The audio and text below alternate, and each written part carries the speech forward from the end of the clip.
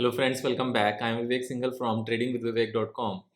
और आज की जो ये वीडियो है ये काफ़ी इम्पोर्टेंट है एक पॉइंट ऑफ व्यू से कि मार्केट में विश्वास कैसे रखा जाए, मार्केट में कॉन्फिडेंस कैसे रखा जाए।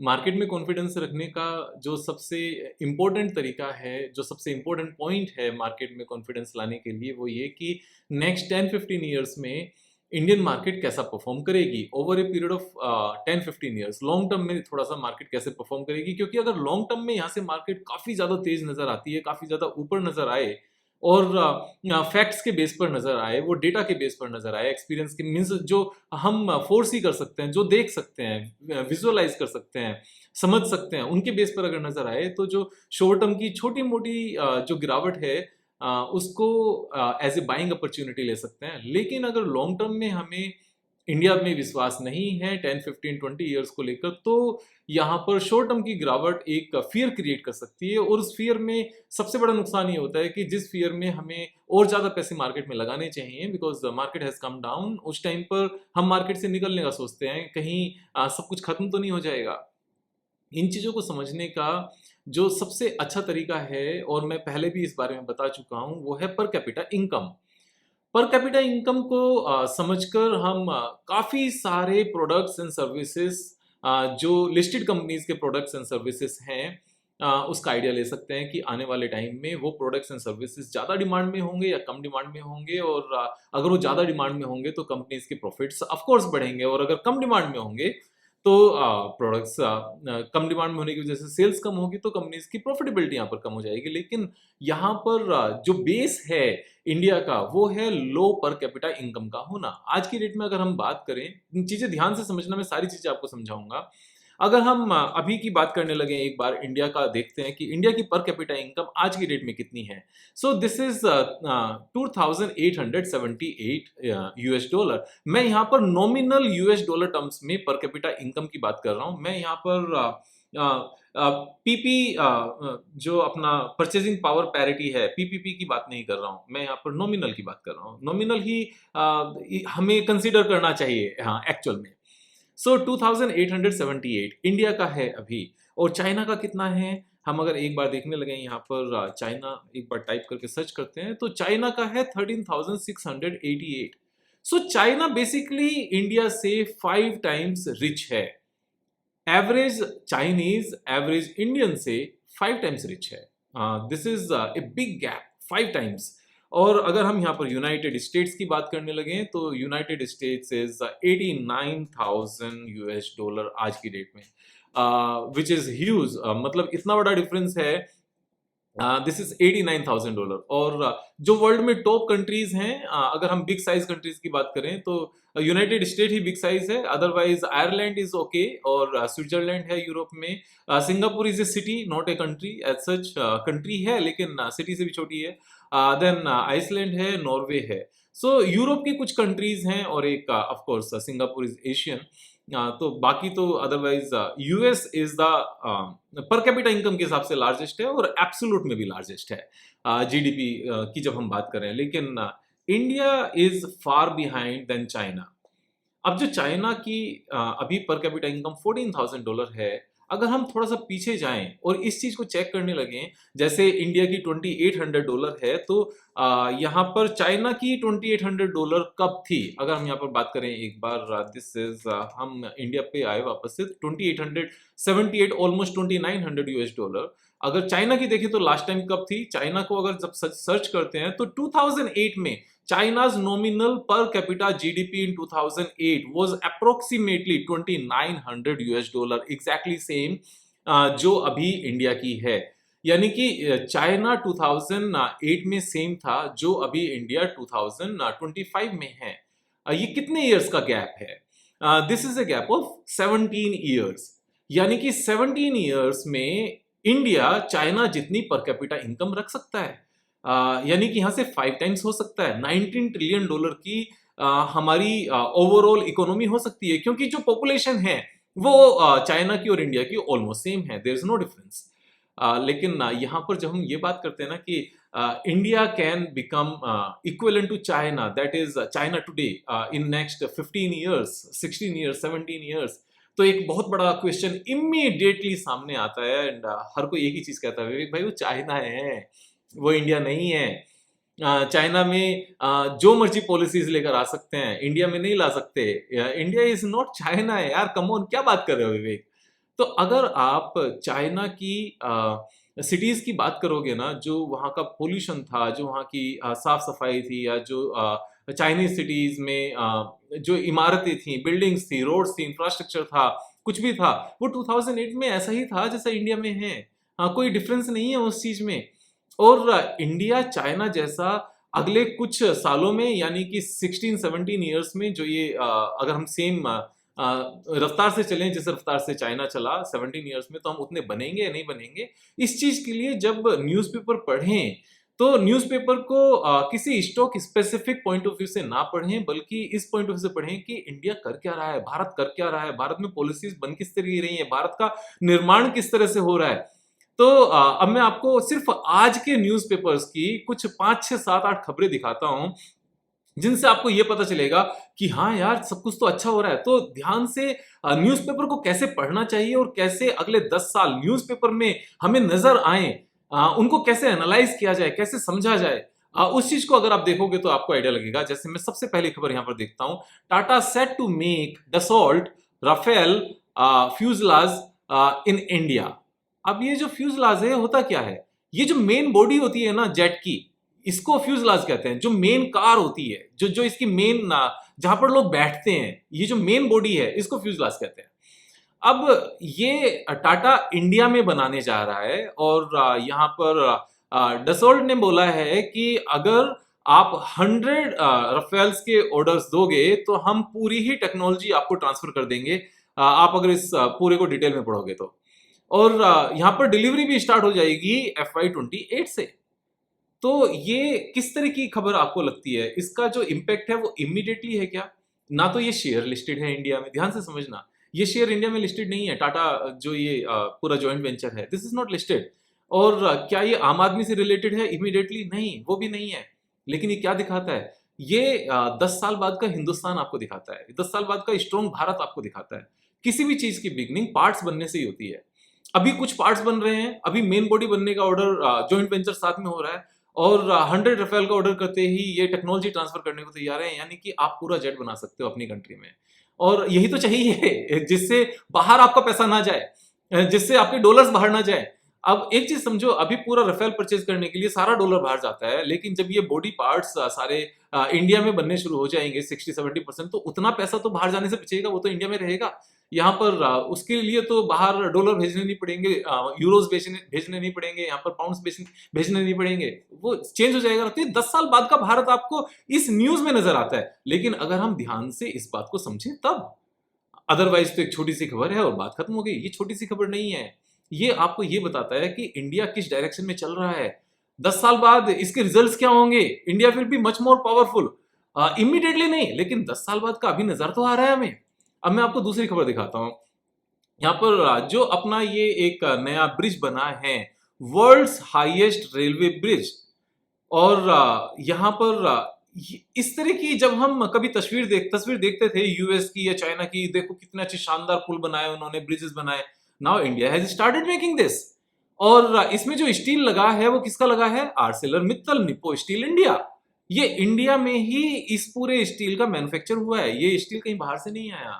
This is an important point two understand कि इसका जो रॉ मटेरियल है वो इंडिया का ही है, और इंडिया में ही बना है। तो अब एक अगर इस तरह की हम एक शानदार इंफ्रास्ट्रक्चर तैयार कर सकते हैं, तो एक ही तो स्टार्ट करना होता है, उसके बाद तो लगातार आप पाइपलाइन में जितना मर्जी कर सकते हो। जैसे आप देखो 20 इयर्स पहले लगभग दिल्ली में मेट्रो चली थी, और मेट्रो ट्रेन, उसके बाद में अभी आज की डेट में 15-20 सिटीज में चलती है। तो एक प्रोजेक्ट आपका स्टार्ट हुआ, वो प्रोजेक्ट आपका कामयाब हुआ, नेक्स्ट 20 इयर्स में आप पूरे हिंदुस्तान में जाल बिछा दो उसका। किसने मना किया? एक कामयाब तो होना चाहिए। तो ये सिर्फ एक ब्रिज नहीं है, आप इस बात को ध्यान से समझना। This is not one single bridge, this is the beginning of hundreds of bridges जो इंडिया में बनेंगे अब, क्योंकि एक सक्सेसफुल हो गया है, एक को हरी झंडी मिली, बनाया इंजीनियर्स ने, और बन गया अब ये। अब अब ये बिगनिंग है, इसको एक ब्रिज मानकर मत सोचना, इसको ये मत समझना कि इंडिया ने एक ब्रिज बना दिया, पीएम मोदी ने इसको हरी झंडी दिखा दी, वाह भाई लूट ली। No, this is not that, this is the beginning.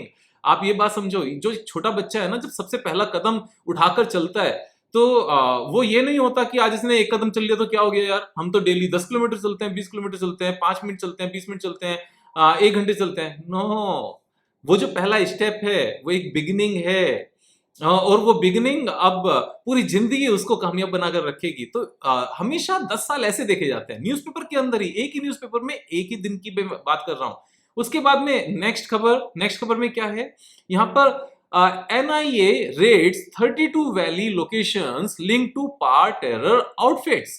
जो ऑपरेशन सिंदूर है, ये ऑपरेशन सिंदूर सिर्फ और सिर्फ पाकिस्तान पे अटैक करके और जो टेरर आउटफिट्स थे उनको डिस्ट्रॉय करके सिर्फ वहां नहीं चल रहा है, this is continuously going on with in the country also.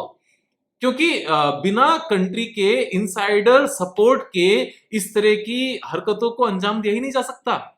तो यहां पर जो इंडिया को इंटरनली स्ट्रांग होना है वो भी लगातार चल रहा है, और ये 10 साल बाद की खबरें आपको इंपैक्ट नजर आएंगे कि जब जड़ से खत्म किया जाएगा ना चीजों को, तभी तो आगे अटैक्स नहीं होंगे। वरना तो एक अटैक हुआ, बात खत्म होगी, फिर दोबारा से तैयारी करो। नहीं, दोबारा से नहीं हो, इस चीज के लिए ऑपरेशन चल रहे हैं। ये 10 साल बाद का हिंदुस्तान आपको नजर आएगा। उसके बाद में हम आगे चलते हैं एक बार, यहां पर ये देखिए, big jolt to Maoists, Sudhakar killed in Bijapur encounter. जो माओइस्ट वाला जो हमारे इंटरनल टेररिस्ट ही तो हैं। ये नक्सलवाद क्या है, ये नक्सलवाद यही तो है। अब ये ऑपरेशंस चल रहे हैं लगातार, ये इंडिया स्ट्रांग हो रहा है। अब इस खबर को लोग क्या करेंगे, लोग पढ़ेंगे तक नहीं। क्यों? क्योंकि ना तो हम उस एरिया में रहते हैं, और ना ही स्टॉक मार्केट का इससे लिंक है, और ना ही ये कैपिटलिज्म है। नहीं, आप समझो, ये हिंदुस्तान है। हिंदुस्तान से इन जो बेकार हरकतें करने वाले जो ऑर्गेनाइजेशंस हैं, जो इंडिया को वीक बनाने वाले ऑर्गेनाइजेशंस हैं, जब वो खत्म हो रहे हैं, उनको खत्म किया जा रहा है, तो यहाँ पर गवर्नमेंट की पॉलिसीज, उसकी मंशा, उसके एक्शंस, और जो अपनी आर्म फोर्सेस हैं उनकी काबिलियत, ये सब कुछ नजर आता है उसमें। ये हमारे इंडिया को स्ट्रांग बनने वाला पॉइंट है। वैसे तो कहा जाए तो ये कुछ भी नहीं है, लेकिन ये बहुत कुछ है। अब यहाँ पर मैं आगे की एक और न्यूज लेता हूँ, ये सब आज ही की है। Apple hands India iPhone repair business to Tata. अभी जितने भी आईफोन्स, आईपैड्स और एप्पल के लैपटॉप्स जो रिपेयर हुआ करेंगे ना, उनको टाटा करेगा इंडिया में। ये एक और जो सप्लाई चेन है एप्पल की, उसमें इंडियन कंपनीज की एक और बड़ी भागीदारी नजर आती है। ये फ्यूचर प्रोस्पेक्ट्स हैं। हम जो बड़ी बड़ी कंपनीज के पार्टनर्स और सप्लाई चेन में जो वेंडर्स, सप्लायर्स जो पहले चाइनीज और ताइवानीज हुआ करते थे, अब वो इंडियन कंपनीज हो रही हैं। ये फ्यूचर दिखाती हैं चीजों की। उसके बाद एक और खबर जैसे हमने, turning up the heat in manufacturing, India's boiler industry is gaining steam thanks to policy support, innovation and global demand. अब इसमें अगर आप अंदर जाकर देखोगे तो ये नजर आता है जो इंसेंटिव लिंक्ड स्कीम्स हैं, जो जिसको पीएलआई कहते हैं, तो ये इंडस्ट्री को प्रोत्साहन देने वाली चीजें हैं। ये पॉलिसीज हैं जिसके चलते इंडिया ग्रो कर रहा है। एक और आगे की खबर लेते हैं, बिल्डिंग ए ग्रीन फ्यूचर। अब जो बिल्डिंग ए ग्रीन फ्यूचर है, अगर आप इसमें टॉप कंट्रीज की बात करने लोगे, यानी कि ग्रीन बिल्डिंग्स हैं जो जीरो एमिशन वाली बिल्डिंग्स हैं, यानी कि ये बेसिकली नेचुरल वे में काम करती हैं। जो जैसे अपनी दो तरह की एनर्जी है, एक कोल वाली है और एक अपनी विंड एनर्जी है, हाइड्रो है, सोलर है, ये वो वाली एनर्जी से चलती है बिल्डिंग्स। तो इंडिया 3rd लोकेशन पर है। सबसे पहले चाइना है, उसके नीचे कनाडा है, उसके नीचे इंडिया है, और बाकी कंट्रीज बाद में आती हैं। सो इंडिया इज यहाँ पे जो अगर हम बात करें, इंडिया लीड कर रहा है, 3rd पोजीशन पर है। उसके बाद में आज ही की खबर है फिर, ये जो अपना ये ब्रिज बना है जिसकी हम बात कर रहे थे, जिसमें Arcelor Mittal, Nippon India steel लगा है, वो बनाया किसने है?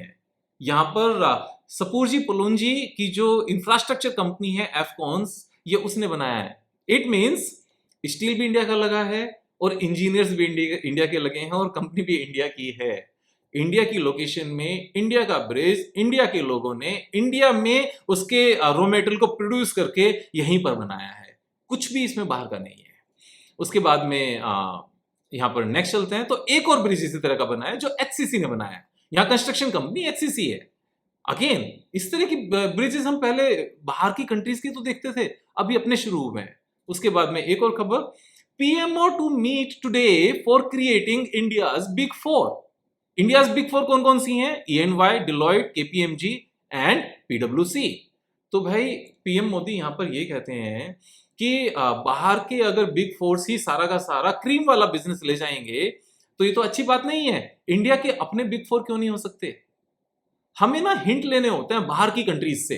जैसे अभी ट्रम्प साहब क्या कर रहे हैं कि वहां की जो टॉप यूनिवर्सिटीज हैं वहां पर बाहर के लोग, बाहर के बच्चे आकर नहीं पढ़ सकते, सिर्फ और सिर्फ अमेरिकन ही वहां पर पढ़ेंगे। अच्छा ऐसी बात है तो ठीक है, हम भी एक काम करते हैं, यहाँ पर जो बिग फोर्स बाहर के हैं उनको धंधा देना बंद करते हैं और अपने बिग फोर बनाते हैं। देखो इमीडिएटली इंडिया के बिग फोर नहीं बनेंगे, मैं यही तो चीज समझा रहा हूं, लेकिन 10 साल बाद आज जो नींव रखी जा रही है ना उसका 10 साल में आप इंपैक्ट देखना। इट्स ए गारंटी, अगले 10 साल बाद आप इन बिग फोर से बिजनेस छिनता हुआ देखोगे और जो इंडियन बिग फोर्स है ना उनके पास बिजनेस जाता देखोगे। एग्जैक्टली सेम चीजें स्टार्ट हुई थी 2014 में जब Narendra Modi first time prime minister बने थे और डिफेंस एक्सपोर्ट को लेकर और डिफेंस में इंडिया की आत्मनिर्भरता को लेकर बातें शुरू हुई थी।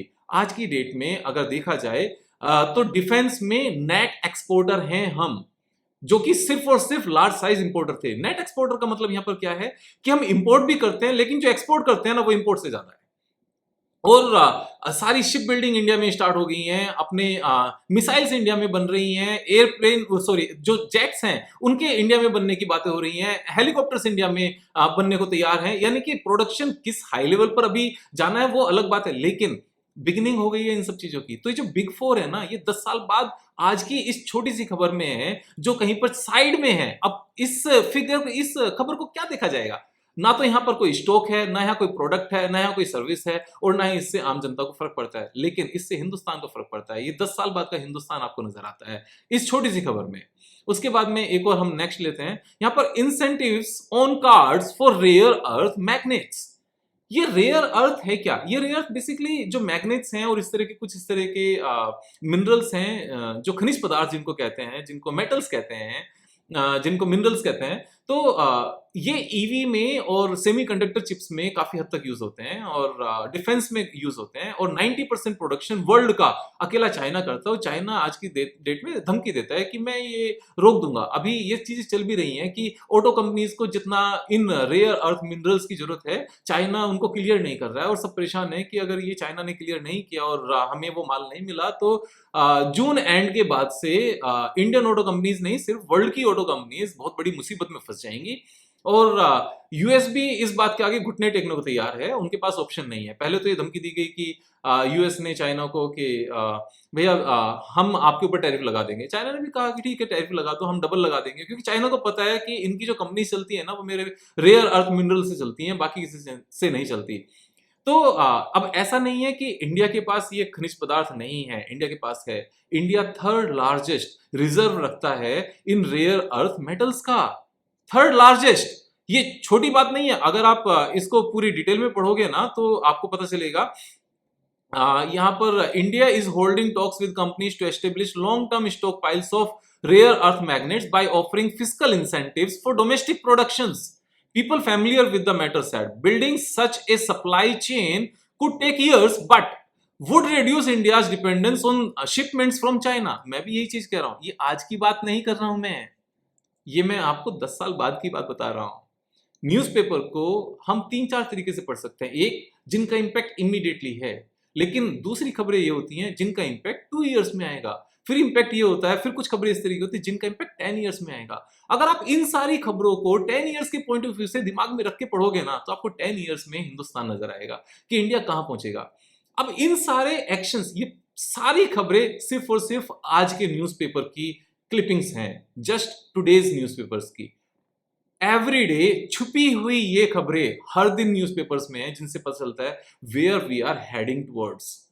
हम प्रोस्पेरिटी की तरफ बढ़ रहे हैं, हम यहाँ पर लगातार अच्छे होने की तरफ बढ़ रहे हैं, मजबूत होने की तरफ बढ़ रहे हैं, इंडिपेंडेंट होने की तरफ बढ़ रहे हैं, पर कैपिटा इनकम बढ़ने की तरफ आगे जा रहा है। और हम अगर ये कहें कि we are not China, India can not be growing like this as China has done in the past, it's wrong, we would be doing much better. एक चीज हमेशा ध्यान से समझना, कॉपी करना हमेशा ज्यादा आसान होता है इनोवेशन से। हमें सिर्फ कॉपी करना है, हमें सिर्फ देखना है कि चाइना ने क्या किया था पिछले 16-17 ईयर्स में, बस सेम ही कदम उठाने हैं और उनसे फास्ट, उनसे जल्दी कर लेंगे। कैसे? एप्पल को एक नया आईफोन निकालने में बहुत टाइम लगा था, चाइना ने फटाफट कॉपी करके पूरे वर्ल्ड में बांट दिया। टेस्ला को बहुत टाइम लगा था ईवी बनाने में, इलेक्ट्रिक कार, और आज की डेट में सबसे बड़ी कंपनी BYD वो चाइना की है। तो कॉपी करना हमेशा ज्यादा आसान है, इंडिया के लिए भी आसान है, और पॉलिसीज लगातार बन रही हैं। We can see in the newspaper. अगर सिर्फ आंखों से नहीं, दिमाग से भी पढ़ें। आंखों से सिर्फ हम वो पढ़ेंगे जो दिखाया जाएगा, और दिमाग से हम वो पढ़ेंगे जो फैक्ट होगा। और ये सारी खबरें कहीं पर भी बहुत ज्यादा बोल्ड लेटर्स में नहीं थी, अदर देन फर्स्ट पेज वाले टाटा डसोल्ट वाली खबर को छोड़ के। बाकी सब छोटी छोटी क्लिपिंग्स हैं साइड में चिपकी हुई, बस हमें ध्यान से पढ़ना है। यहाँ पर मैं अपना एक्सपीरियंस आपके साथ में शेयर करता रहूंगा, how to look forward, how to see stock market for next 10 years. कल क्या होगा, परसों क्या होगा, समझते चलो, देखते चलो, दोस्तों के साथ शेयर करना। जल्दी मिलेंगे नई वीडियो के साथ, तब तक अपना ख्याल रखो। जय हिंद, जय भारत।